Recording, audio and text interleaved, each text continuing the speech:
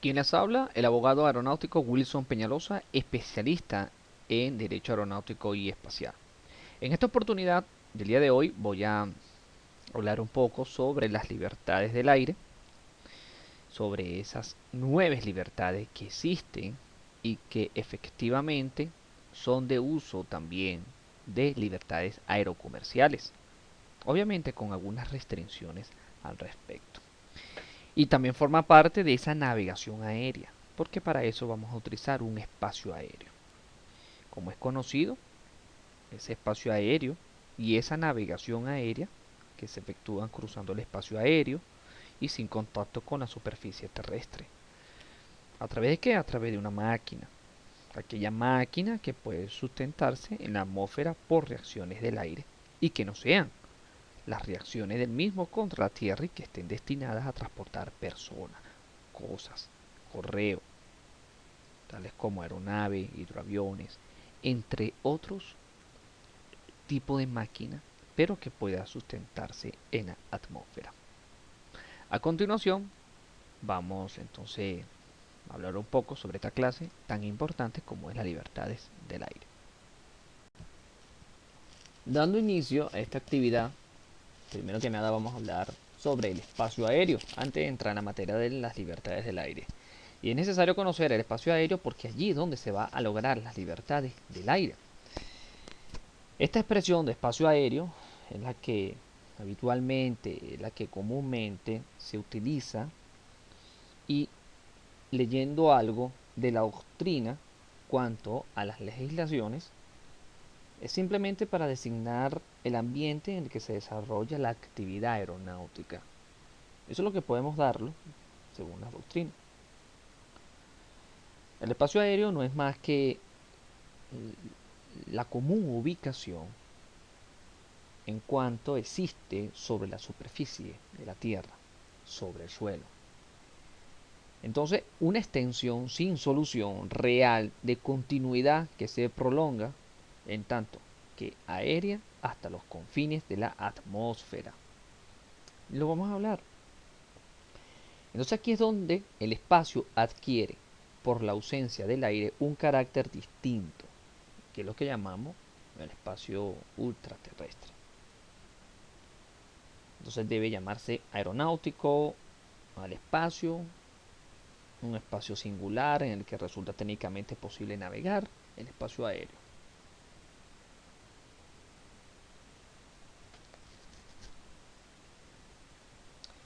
Esta condición podemos llamarla como una condición jurídica del espacio aéreo y obviamente lo vamos a vincular de un modo directo con temas temas específicos de lo que llamamos la circulación aérea. Obviamente esto va a plantear numerosos aspectos necesitados de la debida regulación a fin de que el conjunto de los vuelos estén garantizados para hacer realidad uno de los principales objetivos del sector de nuestra sociedad contemporánea, que es la seguridad. Una seguridad porque obviamente vamos a ver una circulación aérea a través de un aparato llamado aeronave. Circulación aérea como actividades y de y conformada por instituciones jurídicas que van a posibilitar el desplazamiento seguro y ordenado de las aeronaves en el espacio aéreo. Y así lo ha querido nuestra Organización de Aviación Civil Internacional. Para ello, obviamente se conforma estas actividades técnicas en sí mismas, o sea, no solo en cuanto están conducidas por el ser humano, sino en lo que significan como un hecho individualizado dentro del fenómeno tecnológico, que son las operaciones de radar, navegación satelital, radio, el propio funcionamiento de las aeronaves, entre otros, ¿no? Entonces aquí vamos a ver la armonía, conjunción de actividades e instituciones jurídicas que debe hacerse posible. Y de esta manera el seguro y ordenado desplazamiento de las aeronaves en el espacio aéreo. Por eso estamos buscando el significado del espacio aéreo y para qué va a ser utilizado el espacio aéreo. Pero realmente nosotros tenemos propiedad en ese espacio aéreo. ¿Qué ha dicho la doctrina en relación a la propiedad del espacio aéreo. Tenemos una soberanía plena, una soberanía absoluta o una soberanía restringida. ¿Qué han dicho los romanos en relación a lo que es la propiedad de ese espacio aéreo? El espacio aéreo, obviamente, una masa de aire existente sobre la superficie de la Tierra. Y este tema, en eh, la antigüedad romana, se planteó el problema de su propiedad. Aquí vemos cómo empezaron entonces a estudiar un sistema doctrinario jurídico. El quid dominus et soli, dominus et solis et inferiorum. Quien posee el suelo también posee por ende todo lo que se haya situado encima y por debajo del mismo. O el usque ad inferus, hasta los infiernos o centro de la tierra, es decir, ilimitadamente. O también está el tema de al sepulcro pertenece no solo el terreno en el cual se entierra un cadáver, sino también todo aquel espacio existente sobre él. ¿Hasta dónde? Hasta el cielo. Entonces aquí los glosadores parecían haber exagerado la fórmula, extendiéndola en el sentido de la profundidad. Como lo estoy indicando acá, ¿no? Y ellos la llamaban. Mientras que el espacio aéreo, a mayor altura que la altitud de las personas y los árboles, no fue utilizado sino para edificar. O por las aves y las trayectorias de los proyectiles, el problema jurídico del dominio del espacio aéreo no preocupó verdaderamente para aquella antigüedad. Pero desde el comienzo del siglo XX, el progreso de la aviación, la tecnología, con todas sus posibilidades y peligros, puso sobre el tapete esta connotación de manera inaplazable. Los límites de la propiedad individual y de la soberanía nacional en cuanto al espacio aéreo sobre propiedades privadas y sobre el territorio de los estados.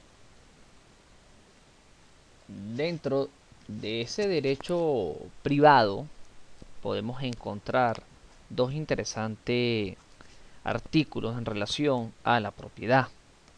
Entonces estamos aquí conversando sobre la propiedad del espacio aéreo. ¿De quién es? Fíjense que en el Código Civil argentino, a través de un análisis minucioso, establece en su artículo 2518, la propiedad del suelo se extiende a toda su profundidad y al espacio aéreo sobre el suelo en líneas perpendiculares. Comprende todos los objetos que se encuentran bajo el suelo, como los tesoros y las minas, salvo las modificaciones dispuestas por las leyes especiales sobre ambos objetos. El propietario es dueño exclusivo del espacio aéreo. Entonces aquí comienza la limitación.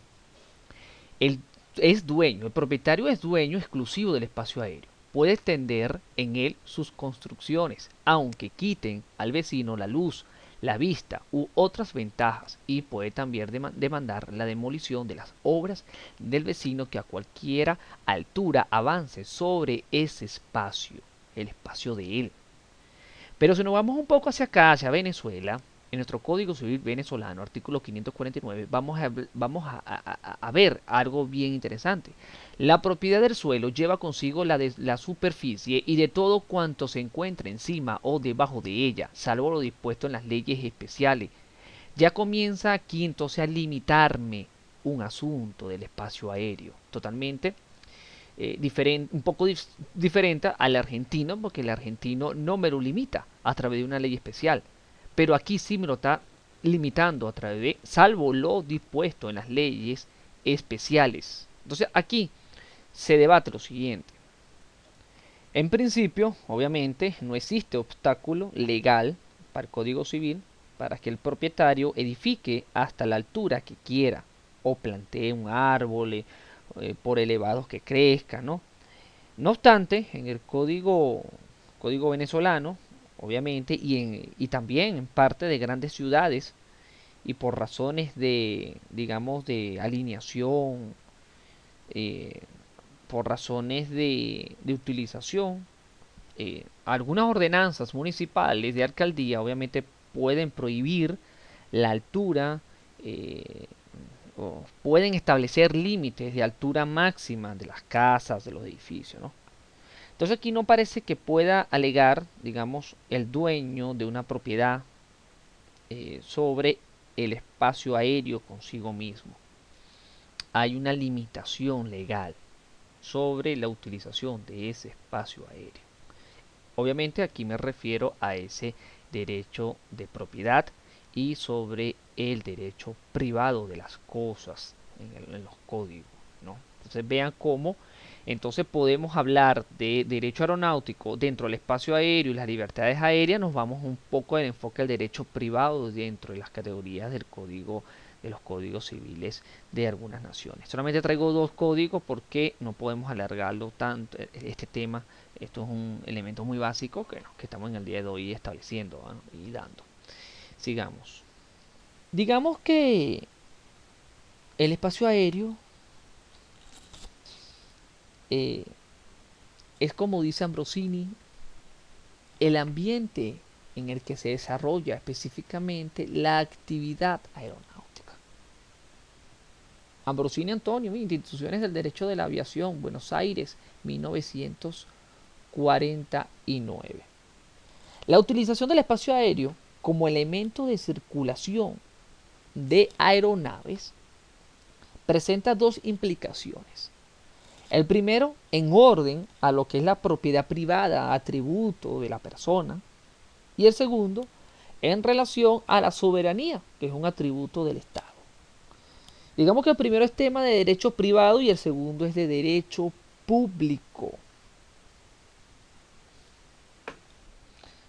Aquí hay dos situaciones o grandes cuestiones que plantea lo que llamamos la aeronavegación. Dentro de esa categoría del derecho privado y dentro de las categorías del derecho público. La utilización del espacio aéreo como un elemento de la circulación de las aeronaves. Presentan dos problemas. El primer problema, es en orden a la propiedad privada, que son los atributos de la persona, código civil, derecho privado, y el otro en relación a la soberanía, que es el atributo al Estado, a lo público. El primero es un tema de derecho privado y el segundo un tema del derecho público. Para dejarlo a ese conocimiento. Mientras las aeronaves se contenten con volar sin traspasar la frontera del Estado, su actividad solo engendra, en materia de espacio aéreo, problemas del derecho común, problemas de nuestra propia legislación nacional. Puede, digamos, el superficiario oponerse al sobrevuelo de su fondo, de su propiedad, de su terreno. Estamos hablando ya de legislaciones nacionales y de derecho privado. Entonces aquí las legislaciones y evoluciones jurisprudenciales de los estados han decidido que el propietario no puede impedir el sobrevuelo. El Código Civil venezolano lo establece, excepto las leyes especiales o específicas. Pero también se discute esas regulaciones internacionales en materia del espacio aéreo. Hablemos un poco de esas cuatro teorías que se ha sustentado a través de la historia o el comienzo de la aeronavegación mundial. Teoría de la libertad absoluta, de la teoría de las zonas, teoría de la soberanía restringida, teoría de la soberanía absoluta.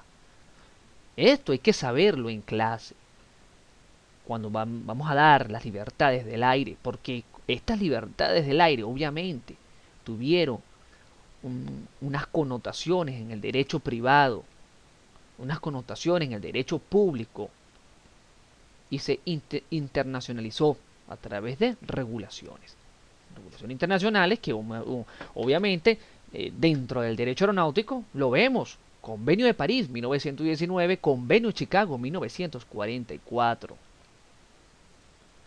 Y todo esto es debido a que cuando se establece o dentro de la aparición de la aviación a comienzos del siglo pasado, Los estados, teniendo en cuenta sus propios intereses, empezaron a prestar atención y preocuparse por el espacio aéreo. Ahora sí, vamos a regularlo. Intereses en conflictos, criterios, pues se consideraban a la aeronave como el instrumento más adecuado al desarrollo del intercambio internacional. Entonces aquí se proponían la eliminación de toda traba a la circulación aérea, a criterios que tomaban principalmente en cuenta los factores políticos, factores económicos, factores netamente también militares de los estados, alegando que estos podrían verse afectados por una absoluta libertad. Todo ello pasando por infinitos matices. Entonces, esta multiplicidad de intereses de los estados y el afán de congeniarlos dio lugar a una pluralidad de tesis sobre el régimen del espacio aéreo, de las que cabe destacar como significativas de estas teorías que voy a tratar. Estas tesis en relación al espacio aéreo y esas teorías nace con la aviación misma, cuando todavía en ella no se veía un arma de potencialidad bélica o un arma de potencialidad económica. Y obviamente tuvo su más arduroso defensor en la ilustre persona de Paul Forsyth, célebre y autor de obras sobre la circulación aérea y el derecho de los estados, Tratado de Derecho Internacional Público. Este autor se preguntaba, Forsyth, si el aire podía ser objeto de soberanía. Razonaba que sólo sobre lo que era susceptible de propiedad se podía ejercer soberanía, ya que ésta, según él, presuponía la posesión material. Aquí también él indicaba, en relación a esta primera teoría de libertad absoluta, que los estados no tienen sobre el aire, ni en tiempo de paz, ni en tiempo de guerra, otros derechos que los necesarios a su conservación. Entonces acá, la circulación aérea internacional es libre, salvo el derecho de los estados sobre cuyo territorio se vuela a adoptar ciertas medidas conforme a lo que requiere su propia seguridad y la de las personas y bienes de sus habitantes. Entonces no tenemos una libertad absoluta del espacio aéreo. Siempre va a buscar va a preservar y hacer necesario el Estado a la conservación y a la seguridad de sus habitantes, de sus bienes, de las cosas. En relación a la teoría de las zonas, esta teoría de las zonas es insostenible en la historia. No podemos asimilar, digamos, el régimen del espacio aéreo al del mar. La fijación de altura que se base en la construcción de una edificación, por ejemplo, no podría ser de otro modo en criterios empíricos y arbitrarios, lo que hace ilusoria la solidez de esta doctrina de teoría de la zona. Es decir, no podemos identificar dentro del espacio aéreo unas zonas específicas de altura o sencillamente una zona, digamos, dentro de un territorio internacional o aguas internacionales. No podemos identificar dentro de ella, dentro de la regulación internacional, una teoría de esa zona. Pero nos vamos entonces a la teoría de la soberanía restringida. Esta teoría sostenida, obviamente, por muchos tratadistas, uno de ellos, Videla Escalada, argentino teórico de derecho aeronáutico, reconoce la soberanía de Estado sobre el espacio aéreo que lo recubre, pero no en forma absoluta, sino admitiendo que el imperium estaría limitado por el derecho de pasaje inofensivo o paso inocente. Aquí vemos entonces la primera libertad del aire. Teoría de la soberanía restringida. Un país es soberano, pero ese país se le restringe esa, digamos, libertad absoluta del aire. Entonces se convierte en teoría de la soberanía restringida. La misma regulación internacional le restringe la soberanía absoluta a un Estado. Por ejemplo, si vemos teoría de la soberanía absoluta, quiere decir de que yo soy dueño, yo poseo mi espacio aéreo. Pero entonces, ¿dónde quedan las regulaciones internacionales en el momento de ese paso inofensivo? entiendo y entendemos que el Convenio de París 1919 y 1944 nos habla sobre una soberanía absoluta. Tenemos soberanía absoluta sobre un territorio. Pero el Estado se ve obligado a ese paso inofensivo porque sencillamente el espacio aéreo no puede apropiarse. Tenemos una soberanía restringida y es la que los autores han venido desarrollándolo en su esfera o dentro de su tesis, ¿no? Entonces, no debe verse en este derecho de pasaje inofensivo una servidumbre de paso, como algunos lo han sostenido para criticar esta posición que estoy aquí indicando, ¿no? Ya que no quedaría configurado los extremos que caracterizan a este instituto de derecho privado. No hay desmembración de dominio, no hay fundo dominante y fundo sirviente en el derecho, si no vamos al derecho privado, ¿no? Entonces, esta tesis sostiene que el Estado subyacente ejerce una soberanía absoluta y sin restricciones sobre el espacio aéreo que envuelve su territorio dentro de la teoría absoluta. Me dedico a la teoría absoluta. Pero merece un detenido análisis y me atrevo a sostener que no hay tal cosa de la soberanía absoluta, sino la de la soberanía restringida. Y aquí tenemos que señalar e indicar que el mundo aeronáutico mantiene un lento pero constante avance hacia la unificación de los criterios legislativos en la condición jurídica del espacio aéreo. Pero recordemos que tenemos muy avanzada la tecnología, la creación de la tecnología con modernas aeronaves dentro del espacio aéreo. Y los criterios legislativos y los criterios tecnológicos, obviamente, el criterio tecnológico va a una velocidad de la luz. Entonces, esos criterios legislativos en esa condición jurídica del espacio aéreo, bueno, se apoyan en la libertad, favorecido por una notoria globalización de la economía y de los principales temas políticos de la comunidad internacional. No voy ni pienso ahondar un poco sobre la cooperación y coordinación cívico-militar, pero sí voy a dejar entendido algunos aspectos muy básicos sobre este tema. Para muchos estados, este sector de la aviación obviamente contribuye de manera importante a lo que es la economía y exige un entorno estable y seguro, un medio de transporte, un servicio público. Y es por ello el crecimiento de esta actividad de la aviación civil debe protegerse y promoverse dando prioridad. Dando prioridad y a la vez a las actividades aéreas, pero también militares, con fines de seguridad y defensa.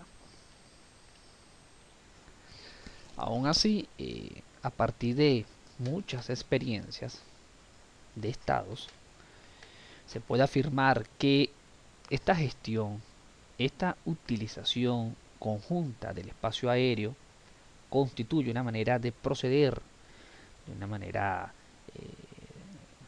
de procedencia equitativa, dinámica, y esto ha generado un uso eficiente del espacio aéreo. Sencillamente porque hay una mejor respuesta a esas condiciones, condiciones de operacionales, ¿no? Condiciones operacionales cambiantes, por ejemplo, algunas condiciones meteorológicas adversas o desastres naturales, un despliegue más rápido de recursos para responder a contingencias y una mayor seguridad en las operaciones civiles y militares.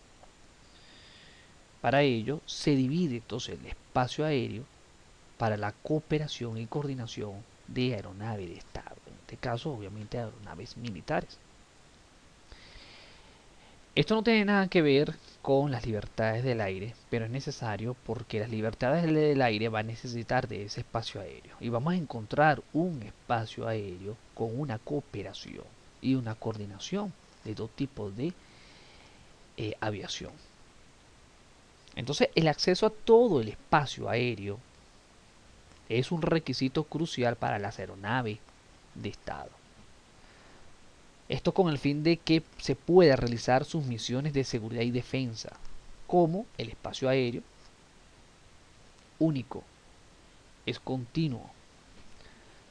De aquí se puede conciliar los requisitos de todos los usuarios del espacio aéreo y que es algo que depende de la plena cooperación de las administraciones de aviación civil y de aviación militar, autoridades aeronáuticas. Estas organizaciones internacionales y regionales pertinentes, dentro de ellas las organizaciones de defensa regionales, entre otras, y obviamente un contexto a la cooperación cívico-militar brinda la oportunidad de mejorar la capacidad, la flexibilidad, la eficiencia y sobre todo la seguridad operacional y esa seguridad de la red mundial de la aviación. Una aeronave civil puede necesitar la cooperación de una aeronave militar por ese tránsito de ese espacio aéreo. Entonces, el uso de los recursos militares para apoyar las actividades de asistencia humanitaria, por ejemplo, ha demostrado ser esencial en ciertas circunstancias, en particular cuando ocurren desastres naturales importantes, y a menudo estas dependencias militares están en condiciones de actuar en calidad de personal de intervención inmediata y en algunas veces reciben la orden específica de sus estados para actuar de esa manera. A ello yo me refiero uno de los usos importantes de la utilización de ese espacio aéreo y la cooperación y coordinación cívico-militar. De este tema hay mucho de qué hablar, no puedo, digamos, alargarme porque no es de este tópico como tal, pero sí es necesario verla de ese modo. Porque la participación militar eh, dentro, digamos, de las reuniones de la aviación civil puede promover un mejor entendimiento mutuo de la necesidad de los sectores civil y militar, eh, dentro de ella buena práctica, hacer que participen personal militar de niveles diferentes en todas las etapas de los procesos de cooperación y coordinación cívico-militar y obviamente hay un propósito, ¿no? Si bien el propósito de las aeronaves civiles es volar en rutas óptimas a un nivel de vuelo más eficiente. Obviamente, las aeronaves militares se concentran principalmente en cumplir requisitos operacionales para la realización de vuelos planificados y de contingencia. Entre ellos, obviamente, sus exigencias del espacio aéreo son distintas. Entonces aquí, al coordinar las actividades de la aviación civil y militar, las autoridades estatales deberían tener en cuenta tipos de necesidades. Para ello llamamos entonces lo que es la cooperación y coordinación cívico-militar y obviamente entre ellas darle paso a estos aspectos. Desde un punto de vista del espacio aéreo que hemos venido desarrollando en sus diferentes categorizaciones, ¿cómo podemos establecer las libertades del aire en relación a ese espacio aéreo? Pero inmerso en la política aerocomercial. Entonces hablamos el espacio aéreo como políticas aerocomerciales, indicando como un acceso a un mercado internacional. Pero ese mercado internacional viene dado gracias a un transporte aéreo que se obtiene mediante el otorgamiento de licencias, el otorgamiento de concesiones a través de esa aprobación de un Estado. Y por qué no, de algunas designaciones de códigos de aerolíneas o del transporte aéreo. Este procedimiento tuvo su origen a través de los primeros periodos de nuestra aviación, cuando los estados reconocieron que cada uno de ellos tenían plena y tienen plena y exclusiva soberanía y puede ejercerla en el espacio aéreo sobre su territorio. Pero realmente tenemos esa plena soberanía o tenemos una soberanía restringida. Bueno, grandes autores han establecido directrices al respecto, ¿no? Pero como no estamos hablando del derecho aeronáutico en sí misma, sobre la discusión de estos aspectos, yo me enfoco un poco más sobre esta clase es en relación a esas libertades para poder explotar un espacio aéreo dentro de ese acceso al mercado como he venido desarrollando. Siguiendo el tema del espacio aéreo, como lo indicamos anteriormente, podemos preguntar, bueno, es que el espacio aéreo se puede utilizar con fines comerciales. Aquí le tengo la respuesta. El espacio aéreo como políticas aerocomerciales. Para obtener los beneficios del mercado del transporte aéreo, las aerolíneas se ven en la necesidad de utilizar el espacio aéreo de otros estados. La internacionalidad como carácter del derecho aeronáutico internacional que forma parte. Sin embargo, estos estados, estos últimos, han sido obligados a regular el transporte aéreo para controlar la actividad de empresas extranjeras, legislaciones nacionales, convenios internacionales en relación a la utilización del espacio aéreo, a lo que son los acuerdos bilaterales con carácter aerocomercial. ¿Qué es el transporte aéreo? ¿Por qué el transporte aéreo forma parte de las libertades del aire? ¿Por qué tenemos que utilizar entonces el espacio aéreo? Libre, soberano, según las teorías, según las doctrinas. Pero también es restringido, entonces no es tan soberano, tan libre. Es restringido por convenios internacionales, lo vamos a ver más adelante. A pesar que tenemos soberanía plena en nuestro espacio aéreo, él está restringido. Porque de una u otra manera, las primeras dos libertades del aire, que la vamos a señalar más adelante, nos van a decir el por qué está restringida esta soberanía absoluta del espacio aéreo. Entonces me inclino al espacio aéreo de una soberanía restringida.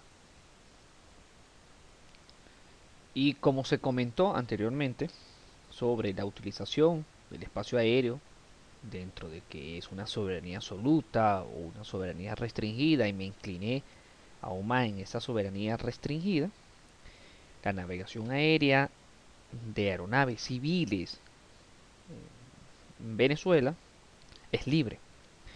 Es tan libre que, obviamente, salvo algunas restricciones establecidas en el ordenamiento jurídico, se regulará de manera que permita esa circulación aérea, pero de una forma segura, de una forma óptima, de una forma ordenada y como lo emana nuestro convenio sobre aviación civil internacional. Los vuelos regulares, vuelos no regulares, que están contemplados en nuestro convenio sobre aviación civil internacional, podemos definirlo de una manera muy óptima al respecto. Estos vuelos de regulares y no regulares, obviamente, entran en la esfera y se consideran servicios de transporte aéreo comercial. Ese transporte aéreo comercial a todo ese conjunto de actos dirigido a trasladar una aeronave por el espacio aéreo, pero trasladar personas, carga o correo de un aeropuerto de partida a uno de destino. Obviamente utilizando la infraestructura infraestructura aeronáutica. Y eso va a llevar o va a conllevar un pago de una contraprestación determinada. Entonces se hace necesario ahora estudiar lo concerniente a estas clasificaciones de transporte aéreo comercial. De conformidad con ordenamiento jurídico, artículos 5 y 6, y de conformidad con las legislaciones nacionales en Venezuela, en el caso de Venezuela, la ley de aeronáutica civil, clasifica estas consideraciones como una periodicidad de sus operaciones dentro del ámbito territorial. El servicio de transporte aéreo comprende dos tipos, como lo ven acá. Como lo ven acá, simplemente servicio de transporte aéreo regular, que es el que se realiza con lo que es la efectuación de un itinerario, un horario prefijado, un horario y unos días frecuente de vuelos y una tarifa que se publica en los medios de comunicación, en las redes sociales. La autoridad aeronáutica está atenta a estos tipos de tarifa que vaya a establecerse por el explotador aéreo o simplemente en conjunto con la autoridad aeronáutica. Eh, Servicio de transporte aéreo no regular o vuelos no regulares, que es el que se realizan sin sujeción a itinerario alguno, sin horario prefijado, sin la frecuencia correspondiente y con tarifa normalmente que va a fluctuarse al respecto, ¿no? Eh, dentro de esos vuelos. Ahora, dentro de esta aviación comercial puede ser líneas aéreas a través de esos vuelos y vuelos charter.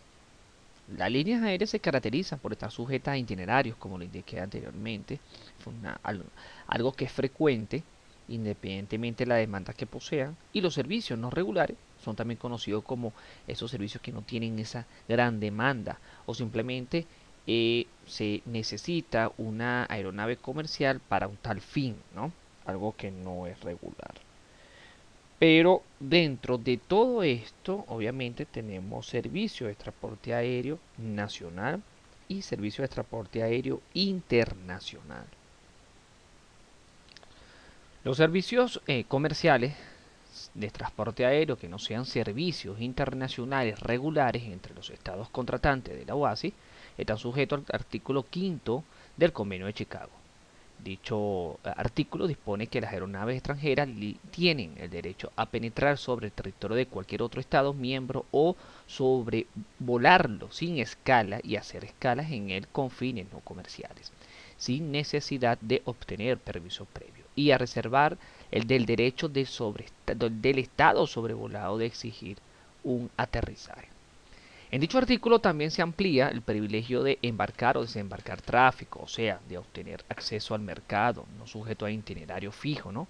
Sin perjuicio del derecho del Estado donde tenga lugar el embarque o desembarque a imponer reglamentos, condiciones o restricciones que considere convenientes. En nuestra práctica, esa imposición puede dar lugar a que se niegue o restrinja el acceso a los mercados en el caso de los servicios no regulares. Si no existe un acuerdo entre los estados interesados, el acceso se reglamenta unilateralmente, por lo general aplicando las reglas de cortesía o reciprocidad. El artículo 6 del Convenio de Chicago se concentra más que todo en las bases de los servicios aéreos internacionales regulares. Obviamente, dos definiciones, dos tipos de vuelo, clasificaciones que la explicamos anteriormente. En dicho artículo se prohíben tales servicios excepto con permisos especial u otra autorización del otro Estado.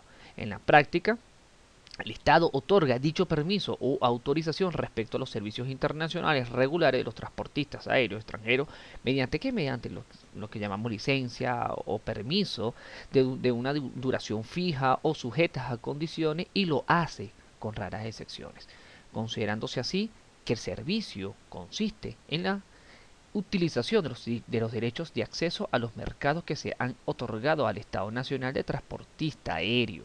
Esto es lo que realmente podemos indicar o ampliar estas políticas aerocomerciales.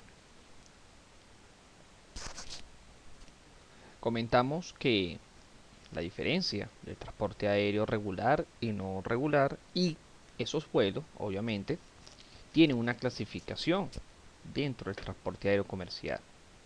Ese servicio, como un servicio público, no lo podemos olvidar, pues tenemos que aprender lo que el transporte aéreo es un servicio público y el Estado debe ser garante al mismo, que se cumpla todos los derechos y garantías constitucionales y nacionales en relación a la normativa que lo regula, que es nuestra ley de aeronáutica civil en Venezuela. Ese servicio de transporte aéreo comprende dos clases: el servicio de transporte aéreo nacional y aéreo internacional. Entonces, si nosotros nos enfocamos a ese servicio aéreo nacional, con esto no me quiero desviar sobre las libertades del aire, pero yo quiero que ustedes aprendan por qué es necesario establecer estos criterios previamente para entrar a lo que son las libertades del aire, porque comúnmente son libertades comerciales. El servicio de transporte aéreo nacional, que es aquel que se realiza entre dos o más puntos del territorio de la República. Obviamente no deja ser nacional ese transporte en el caso de que se produzca un aterrizaje forzoso fuera de la frontera del país, ni por el sobrevuelo de territorios o los espacios acuáticos jurisdiccionales de otro estado. Por ejemplo, un vuelo de Maracaibo pasando por la costa venezolana, en caso de alguna fuerza mayor, es desviado a la isla de Curazao, Bonaire, Aruba, y aterriza con unos fines de técnico, no deja de ser un vuelo nacional. Obviamente es porque hay un, una, una acción forzosa que amerite el aterrizaje en fronteras de nuestro país. Debo acotar que ese aterrizaje forzoso es el que imponen de manera imprevista, falla mecánica, avería, bueno, de otras índoles, como indiqué, ¿no? Una fuerza mayor, una tempestad. Dentro del servicio de transporte aéreo internacional, es aquel que se verifica entre el territorio y espacio acuático jurisdiccionales de la República y la de un estado extranjero, o entre dos puntos del territorio venezolano, siempre que haya uno o más escalas intermedias en el territorio de un estado extranjero. Caracas, Curazao, Curazao, Maracaibo. Al momento que yo trato esta clasificación de transporte aéreo, es necesario determinar que el contrato de transporte se considera nacional cuando los lugares de origen y destino establecidos por las partes se encuentran en el territorio de la República, y es internacional cuando dichos lugares están fuera del territorio nacional o cuando se verifica entre dos lugares que se encuentran en dicho territorio, pero se ha previsto una o más detenciones en el territorio de un país extranjero. Esta clasificación me apoyo muchísimo en el doctrinario Freddy Belisario en su Tratado de Derecho de Transporte Aéreo. Obviamente, servicio de transporte aéreo nacional e internacional, vamos a utilizar el espacio aéreo y por consiguiente las libertades del aire. Es necesario aclarar los aspectos de estos derechos en ruta como parte de las libertades del aire. Es un recorrido que realiza una aeronave en la ruta aérea, autopista imaginaria, pero obviamente otorgada. Está comprendida bajo una sucesión de puntos de escalas regulares o auxiliares que se denominan vías aéreas. Entonces ese recorrido de una aeronave se dirige de un punto a otro volando sobre lugares del terreno predeterminados como referencia, tales como aeródromo, de socorro, faros de orientación y otras conveniencias para el vuelo normal y para casos de accidente.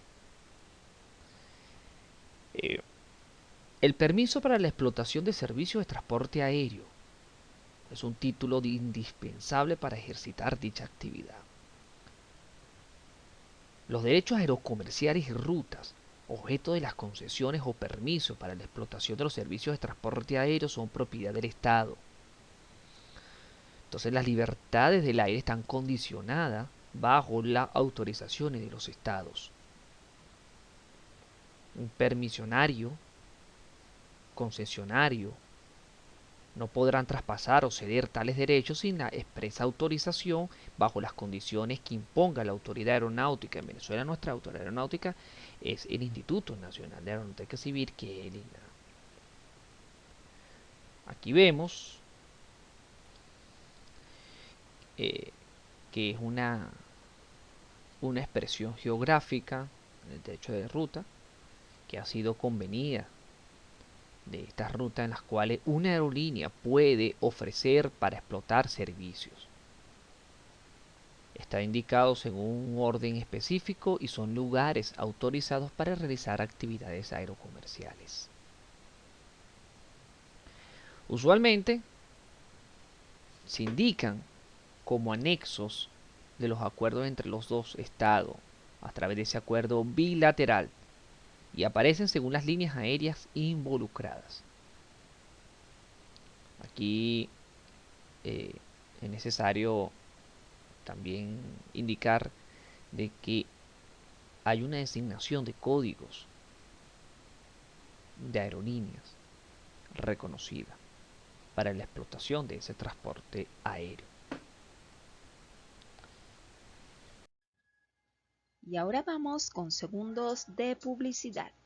Gracias por estar con nosotros. Seguiremos disfrutando de esta inducción académica de la Asociación de Expertos y Profesionales en Derecho Aeronáutico y Espacial Venezolano. Pero antes de continuar, queremos invitarte a los cursos aeronáuticos disponibles en su modalidad online y presencial. Síguenos por nuestras redes sociales y sé parte de la enseñanza de una cultura jurídica aeronáutica en Venezuela.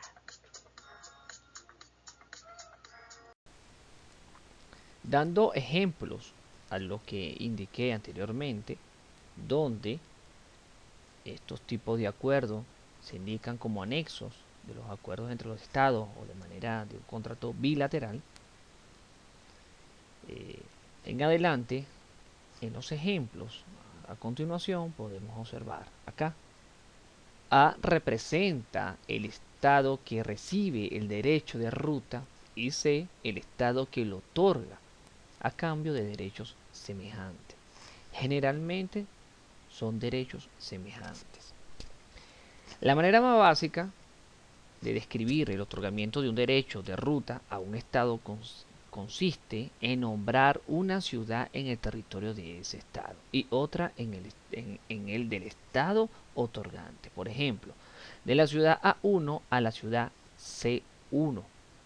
Pero sin embargo, este método que estoy indicando acá no debe limitarse a una sola ciudad, sino que podría darse el siguiente ejemplo.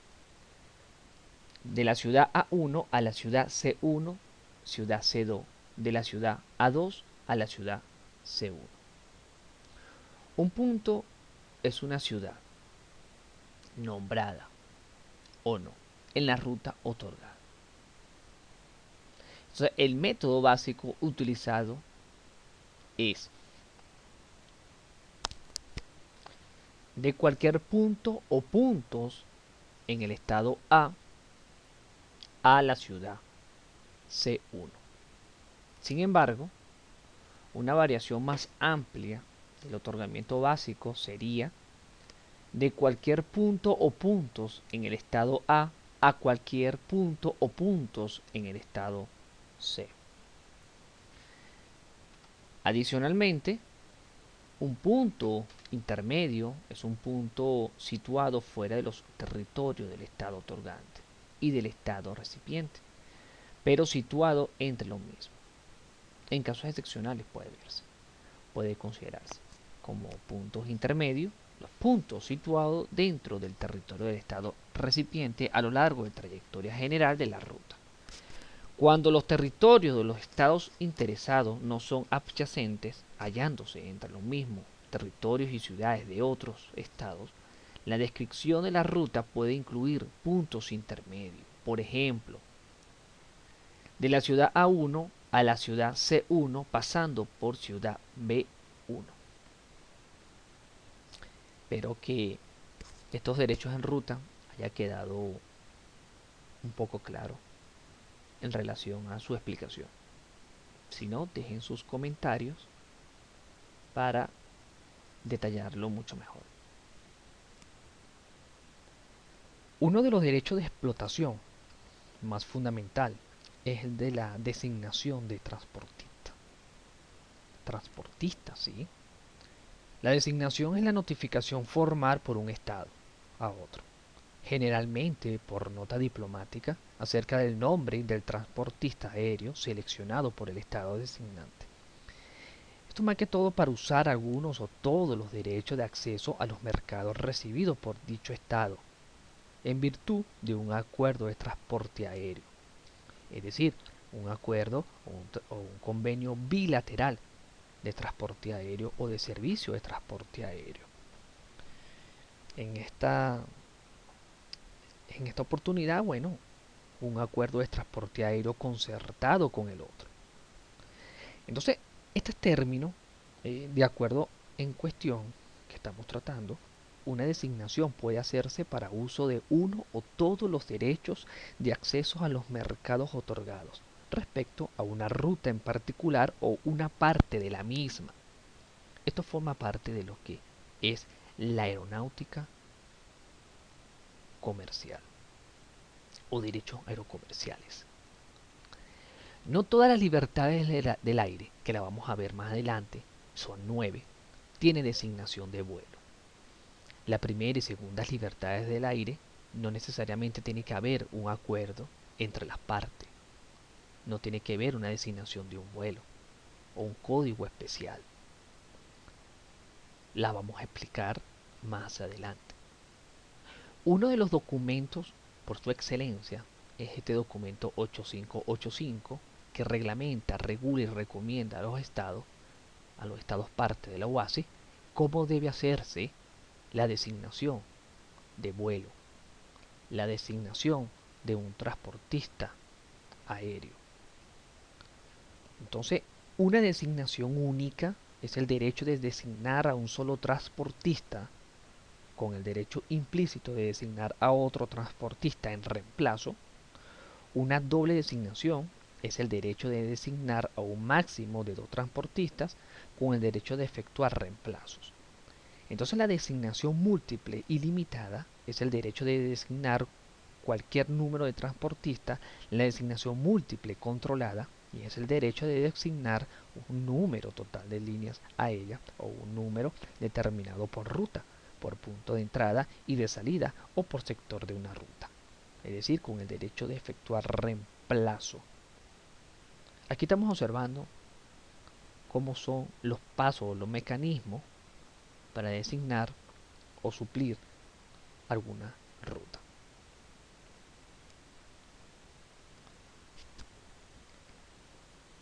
Freddy Belisario, tratadista venezolano, nos ha indicado que la regulación de los lineamientos que habían de gobernar la aviación comercial internacional con itinerario fijo, tal vez lo de especial magnitud, resultaba bastante complicado porque era de considerable importancia los intereses económicos que se encontraban en juego y, lógicamente, no eran semejantes las posturas de los estados que tenían distintos y desiguales grados de desarrollo de la navegación aérea. Entonces, la relación entre el transporte aéreo, el tránsito aéreo y el derecho aeronáutico permite la organización y explotación de las denominadas libertades del aire, las cuales constituyen los puntos centrales de discusión negociación y suscripción de la mayoría de los tratados, convenios, acuerdos o actas de entendimiento entre los estados involucrados que existen en el ámbito aéreo. Es por ello que anteriormente toqué los artículos del Convenio de Chicago que se encuentran plasmados las primeras libertades del aire, es decir, los primeros pilares de la negociación aérea entre países, el cual establecieron algunos criterios y directrices y los pactaron a través de un acuerdo internacional. Artículo 5, artículo 6 de nuestro convenio de Chicago. Más allá, obviamente, sobre estos acuerdos, el debate que surgió sobre la regulación de los lineamientos que debían gobernar la aviación comercial internacional con itinerario fijo, puso en el centro la forma como se debían otorgar las denominadas 5 libertades del aire.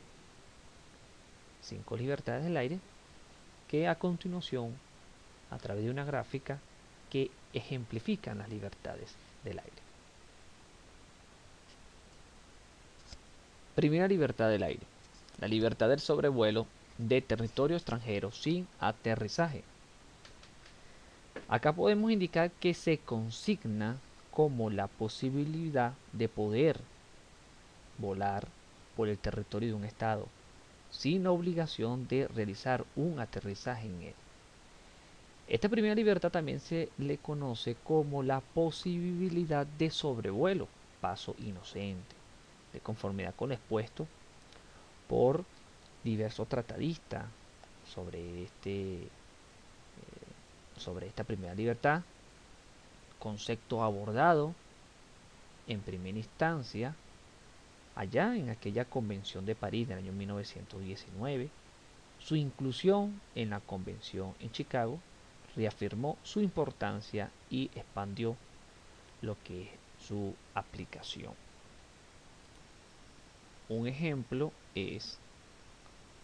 sería el vuelo de Conviasa, aerolínea venezolana, en la ruta de Caracas,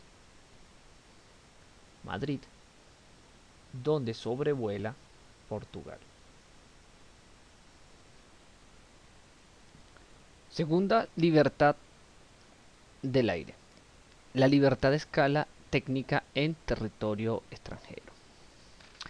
Esta segunda libertad es la posibilidad de realizar un aterrizaje en otro estado.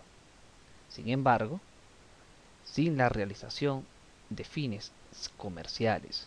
Recuerden de que los fines comerciales son aquellos que van a trasladar, en este caso embarcar o desembarcar pasajero, carga o correo, y que efectivamente hay una actividad comercial. Pero en la segunda libertad del aire no hay esa actividad comercial, hay una actividad.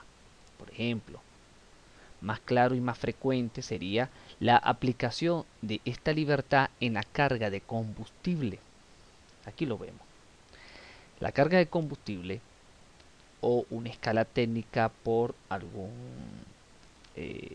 hecho fortuito o simplemente un acontecimiento de fuerza mayor que necesariamente va a tener que realizar un punto estratégico netamente técnico para solventar alguna problemática o irregularidad. Acá, dentro de esta segunda libertad del aire, fue originalmente adoptada por 36 estados.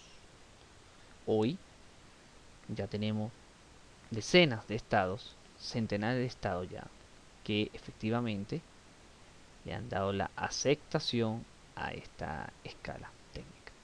Un ejemplo sería que Conviasa, aeronave A, como vemos acá, con un vuelo programado de Caracas, Madrid, España, haga una escala técnica de abastecer de combustible en la ciudad de Lisboa, Portugal.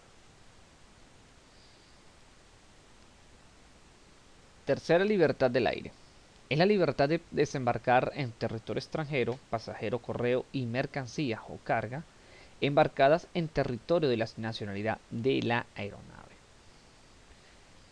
Aquí dentro de esta gráfica vemos cómo está, cómo se puede ejemplificar tal acción de la tercera libertad. Un ejemplo sería la aerolínea Conviasa, país A, aeronave A, en la ruta de Venezuela, México, donde se embarcarían pasajeros desde Venezuela hacia la ciudad de México.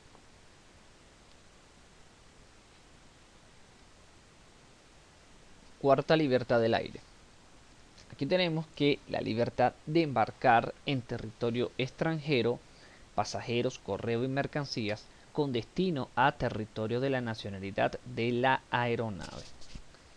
Como cuarta libertad del aire consta en la posibilidad de transportar pasajero, correo, mercancía o carga desde cualquier estado hacia el propio estado.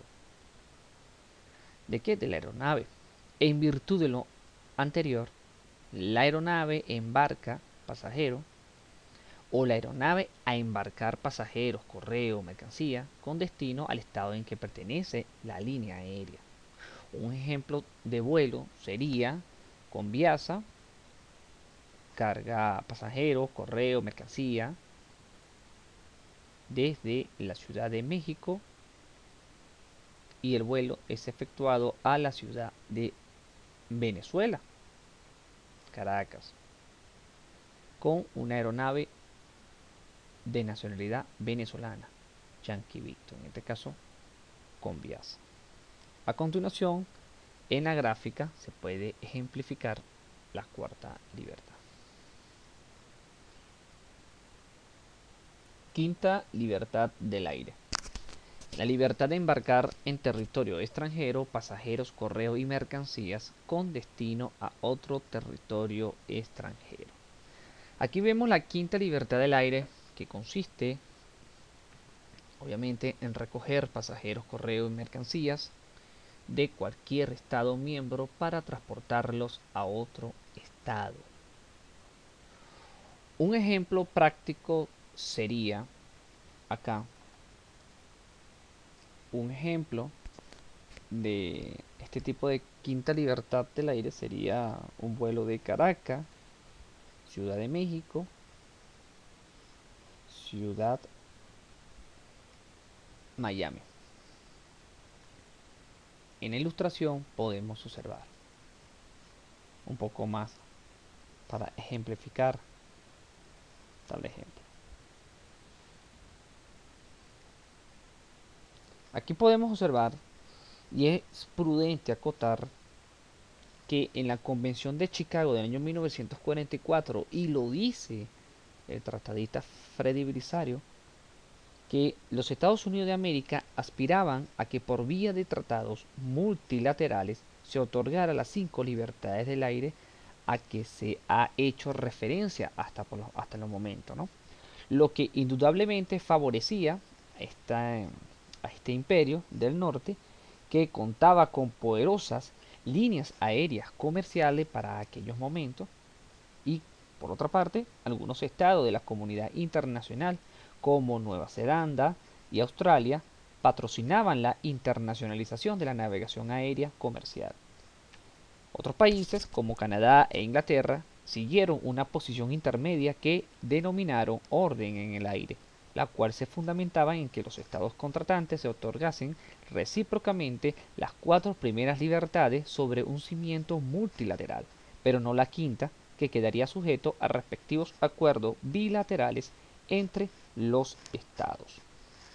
Lamentablemente, siguiendo a Freddy Belisario en su tratado, resultó bastante difícil armonizar posiciones tan antagónicas y a la Convención de Chicago le resultó imposible incluir preceptos relacionados con esta materia. No obstante, los Estados Unidos lograron suscribir un convenio especial con algunos países que aceptaban las 5 libertades del aire.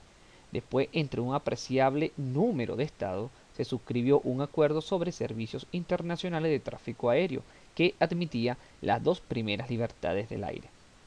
En estas circunstancias, las libertades netamente comerciales, que son las tercera, la cuarta y la quinta, se dejaba a la firma de convenios bilaterales sobre tráfico aéreo.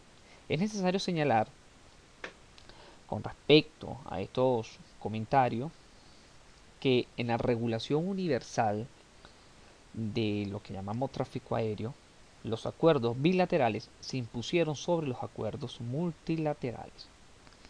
Es importante también resaltar que aparte de las 5 libertades, que son las 5 libertades tradicionales a que se ha hecho referencia hasta el momento, se señalan otras 4 libertades a continuación. Ya sabemos. Sexta libertad del aire. La libertad de embarcar en un país y desembarcar en otro a través de la realización de una escala en el estado al que pertenece la línea aérea. Aquí, la llamada sexta libertad del aire es la posibilidad de embarcar pasajeros, correo y carga en un país y desembarcarlos en otro, a través de la realización de una escala en el estado al que pertenece la línea aérea. Acá también se enuncia como más allá del estado de la línea aérea. De conformidad, digamos, con lo que está estipulado en la Organización de Aviación Civil Internacional, a diferencia de las 5 libertades del aire antes ya comentadas, la llamada sexta libertad del aire no figura en ningún acuerdo de servicios aéreos reconocido, tal como el acuerdo de las 5 libertades. Y a continuación, una gráfica que ejemplifica la llamada sexta libertad. Aquí podemos llevar como ejemplo una aeronave Conviasa que esté en el territorio mexicano, en la Ciudad de México, se va a direccionar con una ruta de México-Caracas, Caracas-Brasil. En este caso, una ciudad de Brasil. La gráfica da el ejemplo. Ciudad de México, Caracas, San Paulo.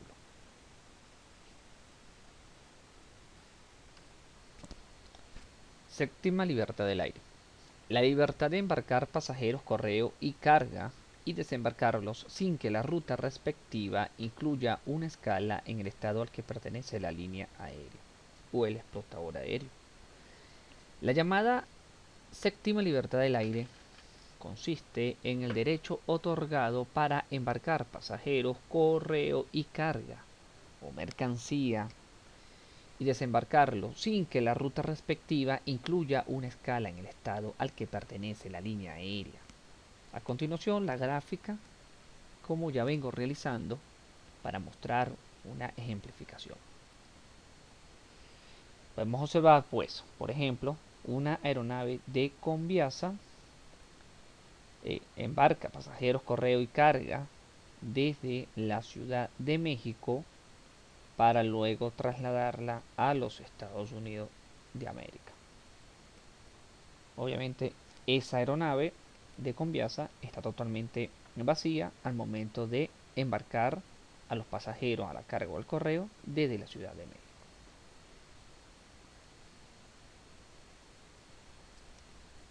Octava libertad del aire. La libertad de cabotaje consecutivo.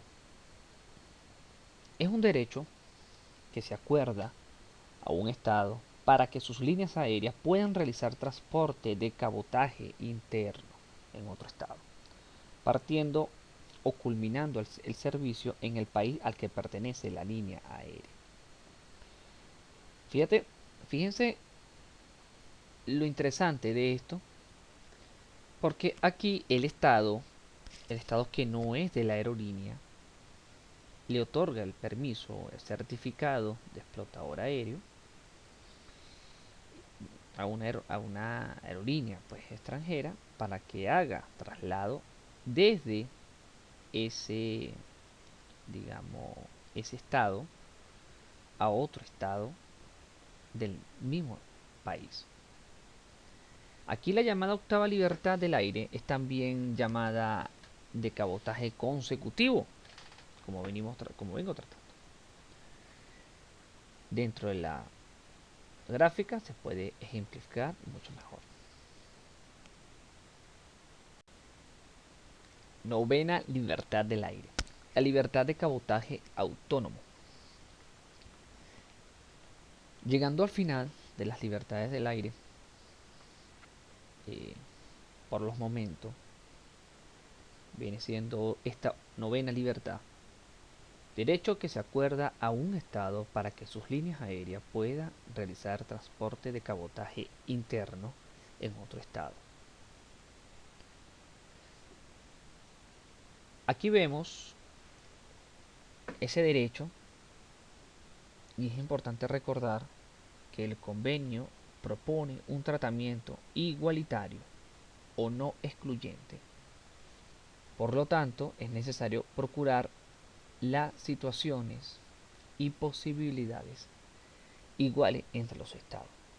Sin embargo, tal y apunta diversos autores, entre ellos Mapelli, un elemento importante que viene a sumarse a esta noción de cabotaje es la conformación, precisamente, de países, quienes en grupo de países constituyen a su vez grupos regionales que como es el caso de la Unión Europea. A continuación vean la gráfica que ejemplifica la llamada novena libertad del aire. Aquí, en esta novena libertad del aire, es necesario establecer de que un Estado cuando va a otorgar este tipo de permiso debe hacerlo de una manera muy consciente de que sus aerolíneas comerciales no sean afectadas por un privilegio a un privilegio extranjero. Porque si vemos la libertad novena, una aeronave extranjera o aerolínea extranjera presta los servicios internos de un país. Tal. ¿Ok? Y hay que observarlo de esta manera.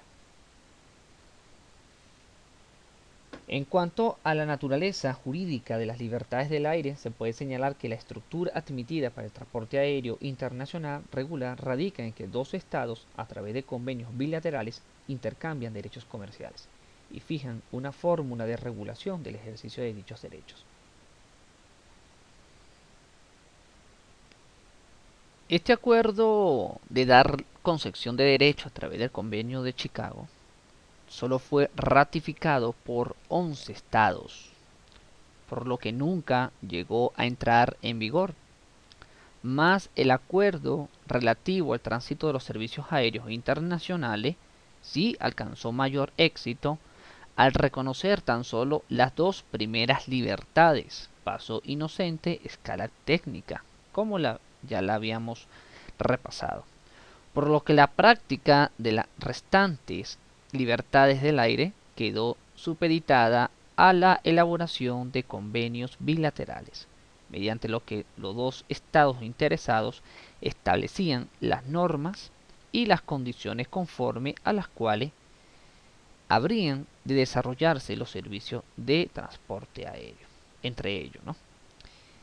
Por ello, existen la cantidad de acuerdos bilaterales suscritos por los estados en esta materia tan inmensa. Uno por cada dos países que deseen unir sus territorios y sin embargo, uno de los primeros convenios celebrados para este fin, y lo traigo a colación, fue entre Estados Unidos de América y el Reino Unido, pero para el año 1946, que fue conocido como el Acuerdo de Bermudas. Llegó a servir de modelo para casi todos los países y se pactaban los siguientes extremos. ruta o rutas concretas de los servicios aéreos regulares que se conceden, determinación y repartición de la capacidad ofertada en cada ruta, condiciones técnicas y comerciales del tráfico a realizar, número de compañías designadas para prestarlo, requisitos que ha de reunir, trámites aduaneros, entre otras, reserva de la aprobación de las tarifas de la IATA, procedimiento de solución de controversias, que solía ser el arbitraje, reconocimiento mutuo de soberanía sometiendo a sus respectivas leyes nacionales el tránsito y el tráfico sobre su territorio. Entonces aquí vemos cómo fueron pactadas este primer, digamos, libertades del aire suscrita por países de una forma o de una relación contractual bilateral para el transporte aéreo. A modo de conclusión, dentro de lo que se llama la concepción de derechos, y obviamente que envuelve esencialmente el consentimiento para la explotación concedida al transportista aéreo designado del otro estado, la fijación de rutas y puntos de servicio, y el canje de las libertades del aire. Es de advertir que, al igual que la libertad del mar, que se refiere solamente al mar que está ubicado fuera de las aguas jurisdiccionales, la libertad del aire hace alusión al espacio aéreo que no se encuentra sobre el territorio nacional. Las primeras 5 libertades que se explicó no son libertades en este sentido, sino prerrogativas que acuerdan los estados a los transportistas aéreos de otros estados. Las 2 primeras de estas libertades que acudimos y argumentamos son privilegios, es decir, el privilegio de volar sobre el territorio de un estado sin aterrizar y el privilegio de aterrizar para fines no comerciales, que son las escalas técnicas. Y las 3 restantes son los derechos comerciales concedidos por un estado a la línea aérea del otro, de embarcar y desembarcar pasajeros, correo y mercancías en el territorio del primer estado. Por ello, quien les habla a lo largo de esta actividad de las libertades del aire,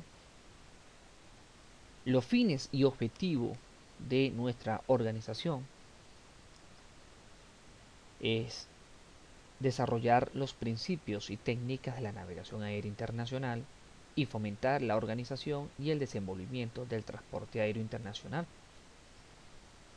Así nos dice nuestro convenio de Chicago. Tenemos que lograr el desarrollo seguro y ordenado de la aviación civil internacional en todo el mundo.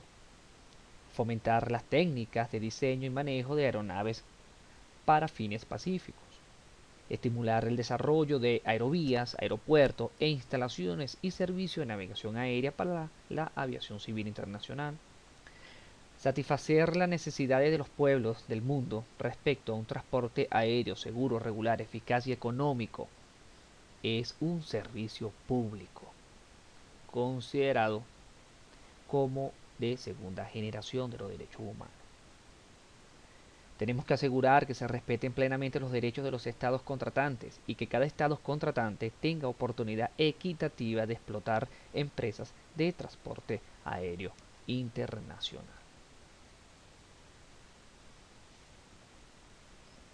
Y para finalizar, les damos las más gracias por participar en este evento en el día de hoy y sin antes invitarlo a nuestros cursos que están observando en este momento en la pantalla, que muy bien lo podemos otorgar de manera online o presencial.